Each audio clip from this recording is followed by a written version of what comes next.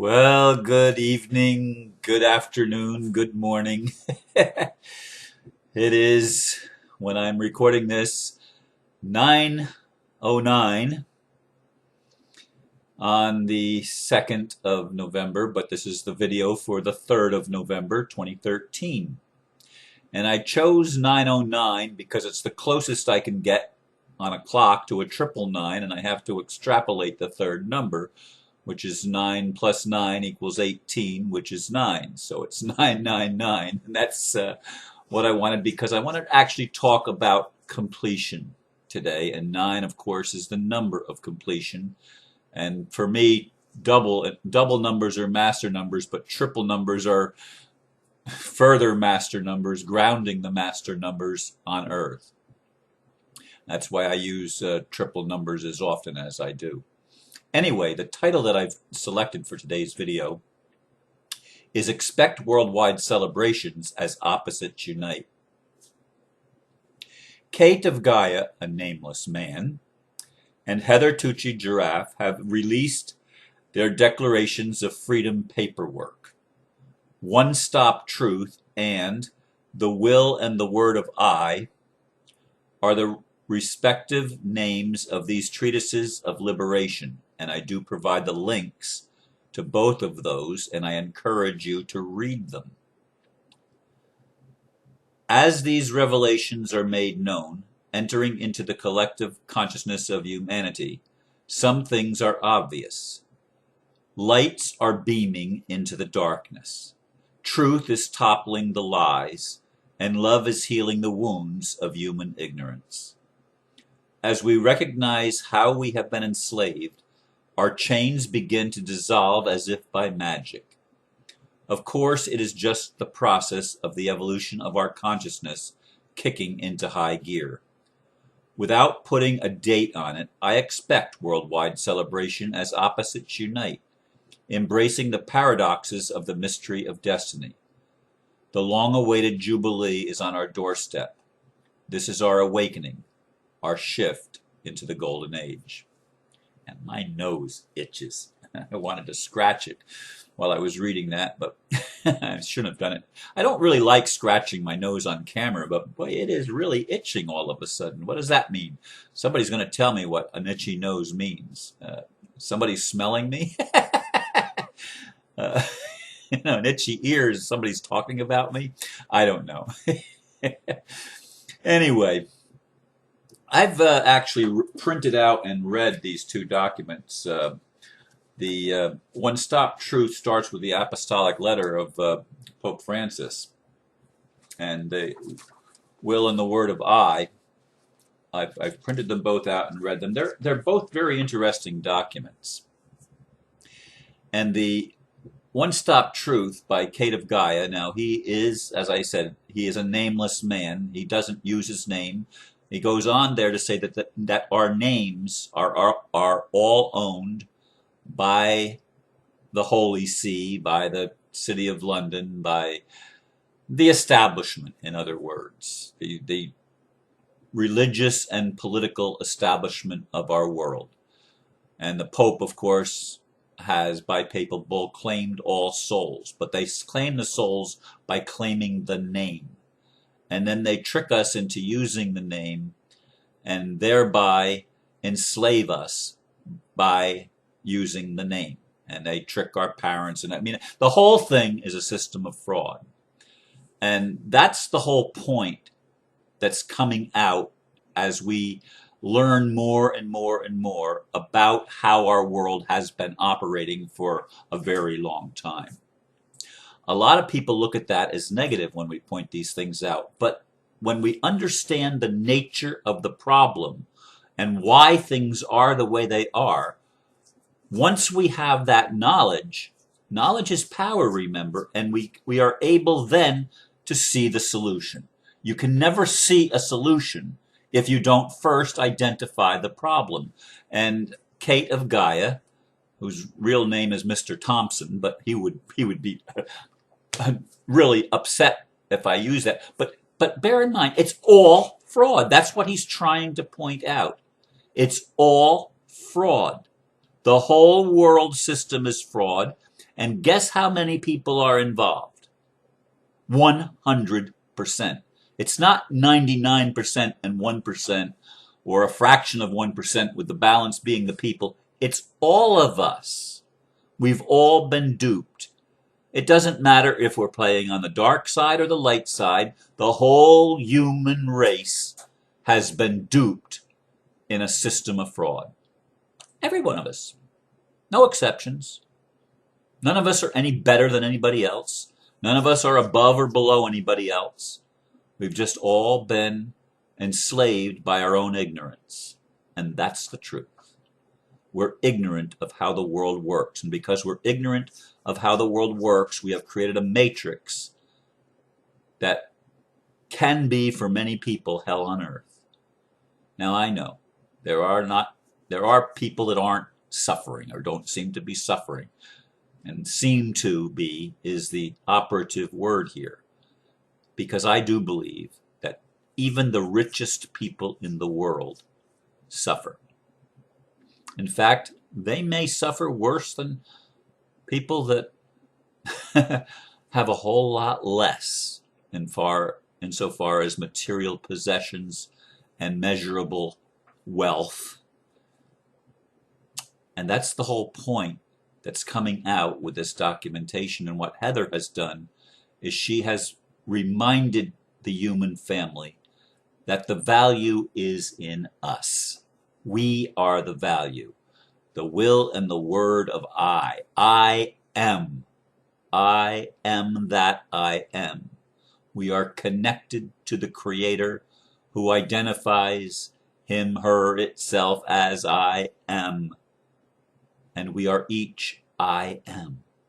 I am an individual embodiment of the one who created me. And as such, I am not a legal fiction. I am not a name. I am a living being, a creative spirit, capable and invested with the ability to create realities and experiences for myself and to respond to those experiences that I create. And from the highest level of my being, I do create the experiences. But when I'm fragmented and having the human experience, I don't remember creating anything. Things seem to just happen to me. And we're waking up to all of these things. And there's no simple answer. There's no one size fits all as far as the awakening process goes. There's no absolute laws except that love is going to be the liberating factor. Truth and light mean that we're going to know how things really are. We're going to know who we really are, what we really are. We're going to remember the various fragments that we've left scattered throughout our soul's journey in embodiment after embodiment after embodiment as we keep changing vessels, which is interesting why Kate of Gaia now uses a female name, but he's a man. He doesn't want to use the name that was given to him by his parents and tricked, and he's revealing to us that everything is a contract. Everything is a contract. And everything is based on the name. So he doesn't use a name, which is why I say he's a nameless man. But yet he's chosen something to be identified as. We have to have that. I mean, that's just the way it is. I mean, in physical reality, we have apparently separate identities. We are apparently separate beings. And to distinguish one from the other, we need to be called something. But everything in our world has been twisted, turned inside out and upside down, and everything is based on lies. Lies on top of lies on top of lies. It's all fraud, folks. It's all fraud. And yet, recognizing this, and once we can say, okay, I get it, Ron. I get it. It's not negative. It's not negative to know these things. It's absolutely essential to know them if we're going to be liberated from the experience of enslavement. You say, but Ron, I'm not experiencing enslavement? Yes, you are. You may not see it personally, you may think you're not, but look around you. If anybody that you can perceive is enslaved, you are too, because they are just another reflection of a part of you, because we're all one. We're all I am. And it doesn't matter if we're on the dark side or the light side, which is why I talked about the mystery of destiny. The destiny is to remember. The destiny is to become integrated beings, which is what integrity really is all about. It's about merging of opposites, uniting them, the masculine and the feminine, the dark and the light, the spiritual and the physical, merging everything together to create a new heaven and a new earth. And that is what the Jubilee is about. It's about liberating the slaves, releasing the debt, wiping out the debt, making the slate clean. This is what is happening on the planet when people like Kate of Gaia and Helen Tucci-Jaraf have these breakthroughs. And they're not the only ones. They're just the two that I'm talking about right now. There are other people that have had breakthroughs and made tremendous contributions to the awakening of humanity, to helping us understand the matrix and how it works. And folks, please pay attention to these things. These things are critical for all of us. But as I read these documents, and as I look at things that are going on in the world, as I communicate with various people like Aristo and Peter when he's well enough to, well, actually I communicate with him even when he's not well enough, but we don't record the conversations. That's the difference. But in any case, I talk with people. I talked with a gentleman from New Jersey just earlier today about some of the situations that he's involved in. And I talk to people in various parts of the world, on various continents. And there are so many good things happening. We're on the verge of a worldwide celebration. And somebody says, well, we're not supposed to expect anything. And I've even written myself, expectation has a deadly bite like a cobra or an asp. Yeah, so many times I've had expectations attached to a date, which is why I say I'm not putting a date on it. But to have an expectation, to have a hope, we need that as human beings. We need to be in anticipation of something happening, because that provides the energy for the manifestation of the thing we're looking for. Without that, we don't get it. The world just keeps on going the way it is. We have to have the excitement of seeing what we're creating and seeing where we're going. We don't have to have all the answers figured out as to how it's going to happen and how we're going to get there, but to know that there's going to be a new heaven and a new earth, to know that we're moving into a new age of spirit and a golden age where we're going to prosper and we're going to be in health and wealth and harmony with the earth and harmony with each other. I don't know how all that's going to happen, but these revelations that these people are bringing forth about the nature of reality, which is also the nature of the reality of the illusion, if you will, or the illusion of separation, or the matrix, that illusion, which is very real as far as our experience goes. But they're bringing forth the knowledge of these things so that we can have that knowledge and know the truth and be liberated from the bondage that we've all been in forever and ever, it seems like. But it's not really forever and ever, but for a very long time is what I mean. We've been in this place where we haven't known who we were.